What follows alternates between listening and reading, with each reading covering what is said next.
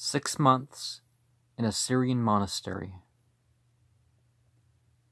by Oswald Parry.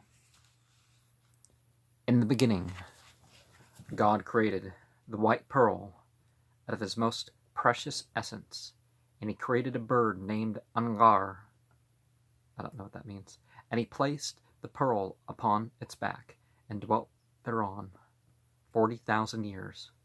On the first day, Sunday, sunset Saturday starts Sunday, he created an angel named Azazel, which is Ta'uz Malak, the peacock angel, the chief of all. On Monday he created Darda'il, which is Sheikh Hassan. On Tuesday he created Israfil, who is Sheikh Shams ad-Din. On Wednesday he created Mika'il, who is Sheikh Abu Bakr.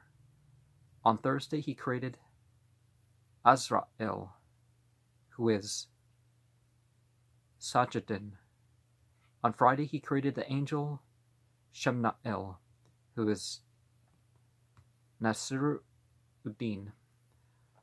On Saturday he created the angel Nura'il, who is of the religion of Malik Ta'us, and he made him chief over them.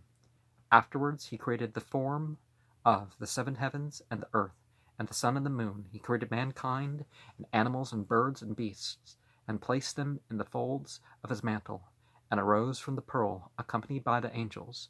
And then he cried out at the pearl with a loud cry, and forthwith it fell asunder into 4 pieces, and water gushed out from within it, and became the sea. The world was round without corners. Then he created Gabriel in the form of a bird, and committed to his hands the disposition of the 4 corners. Yellow bird, black bird, there's some phrases that some cultures have for Gabriel.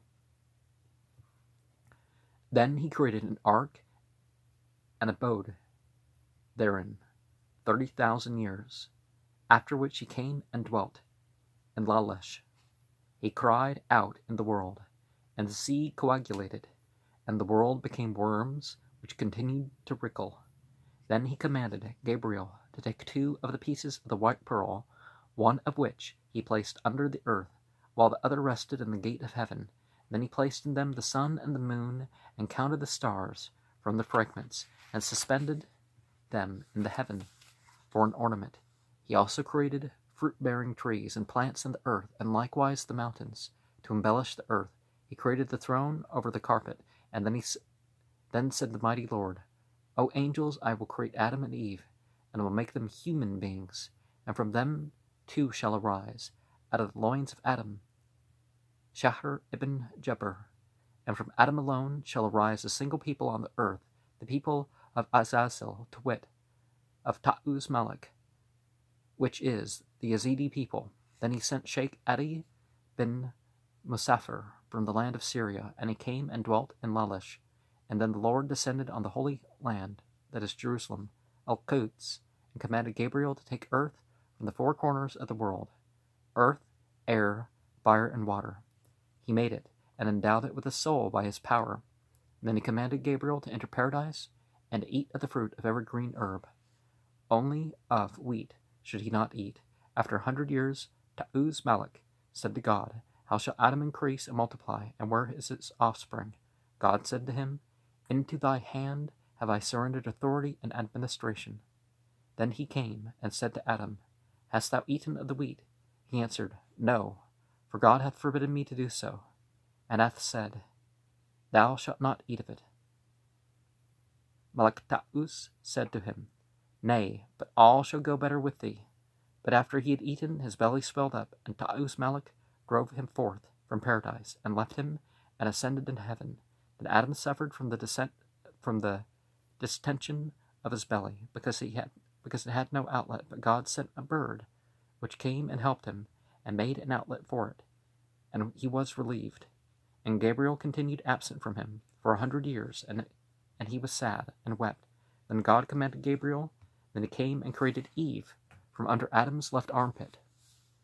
Then Malak Taus descended to earth for the sake of our people, the much suffering Yazidis, and raised up for us kings beside the kings of the ancient Assyrians. Nesruk, who is Nesruddin, and Kamush, who is King Fakhruddin, and Artemis, who is King Shamsuddin.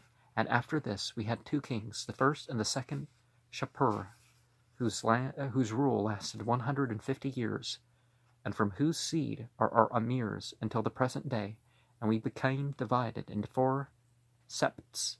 To us it is forbidden to eat lettuce, kos, because its name resembles that of our prophetess, Kasa, and haricot beans, also to dye our garments dark blue.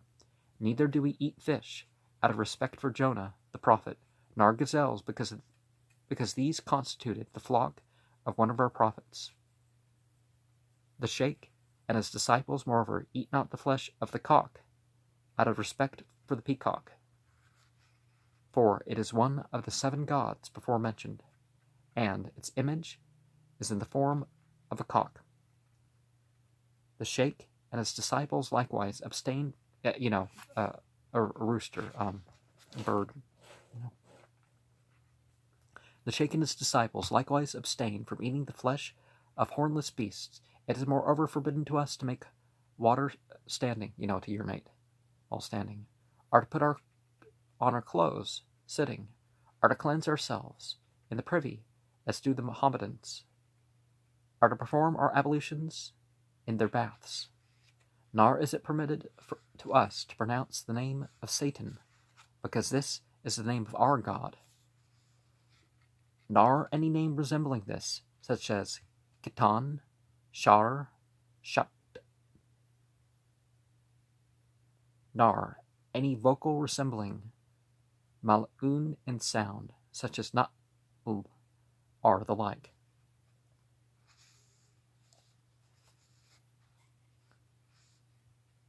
Before Christ, our religion was called idolatry, and the Jews, Christians, Muslimin, and Persians held aloof from our religion.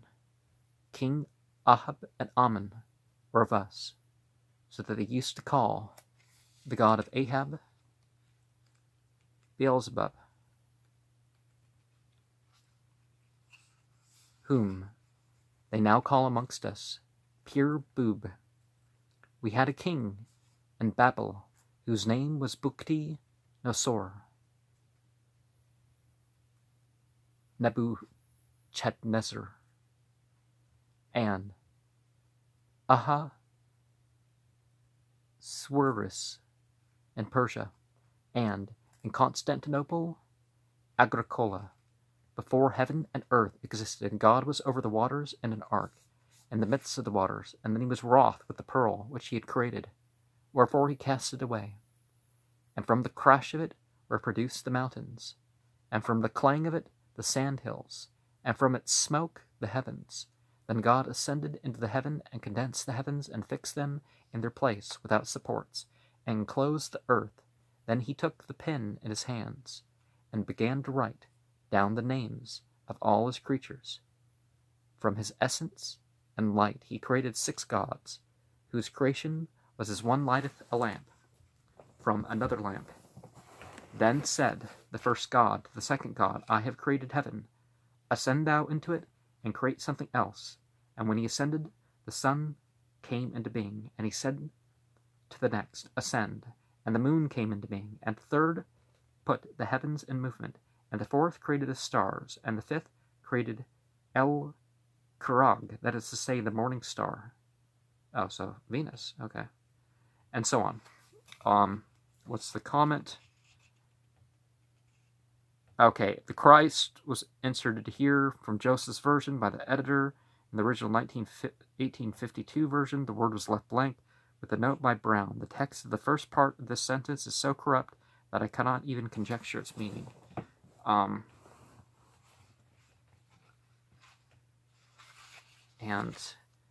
Okay, I'm gonna...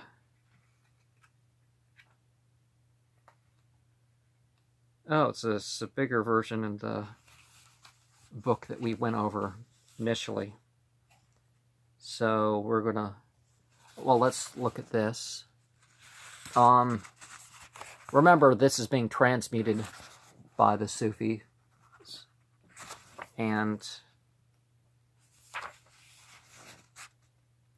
theistic Satanism, there's evidence of it going way, way, way back. Yazidi culture proper could be said to be 30,000 years old. So...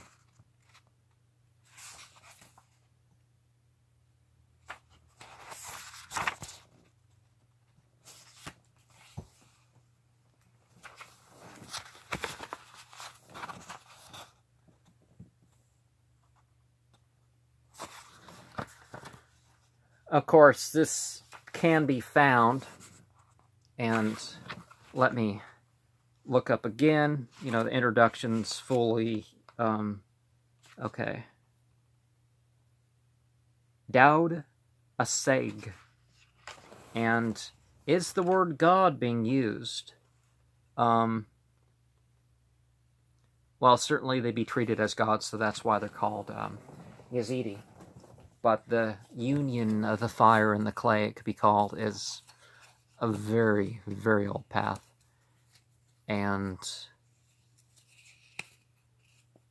But a lot of people are disappointed when they find out about the Yazidi, although the term can be wider spread, as we've seen from other, as I pointed out in other programs, that Satanism is a wide variety of beliefs and practices, and that's exactly what the Yazidi teach.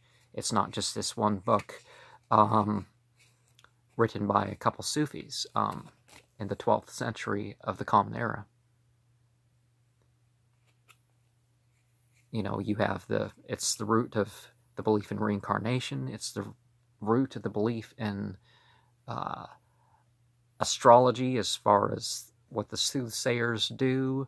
Other soothsaying and amulet arts come from them. They had it before the Babylonians, up in Kazakhstan and other areas. It's not just this, you know, some tribes in Iraq or something. Or Syria. I'm rambling, but it's the fire beings and the clay beings. The clay beings becoming Nexions for the fire beings. That is what the path is about. And, you know, the positive and negative of Satanism could be called what is going through here. And just like many other spiritual paths, are going to claim different entities. It's like, oh, I thought this was a monotheist prophet, and they're saying, no, this was one of ours. And, you know, some of that's because the Christians were going to persecute, the Christians in particular were going to persecute them, but they weren't the only ones. So we do have some of these traditions being passed on, and it's clear that the Black Book and Al-Jilwa could be representatives of, you know, the Book of Revelation and the Black Book could be representatives of something much bigger, and they tell us it was much bigger. But just like other Satanists, in what we're typically going to think of as Satanist, which may outnumber this group in particular now, elitism. It's about the hail, you know, all hail me, that sort of thing. But making and breaking taboos. I don't remember what point I was going to make, so I'm going to